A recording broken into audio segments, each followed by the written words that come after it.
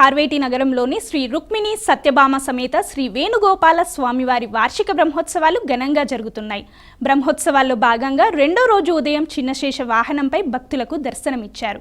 శ్రీదేవి భూదేవి సమేత శ్రీ వెంకటేశ్వర స్వామి అలంకరణలో దివ్యమంగళ విగ్రహంగా వెలసిన శ్రీ వేణుగోపాల స్వామివారు చిన్నశేష వాహనంపై విహరించి భక్తులను ఆశీర్వదించారు.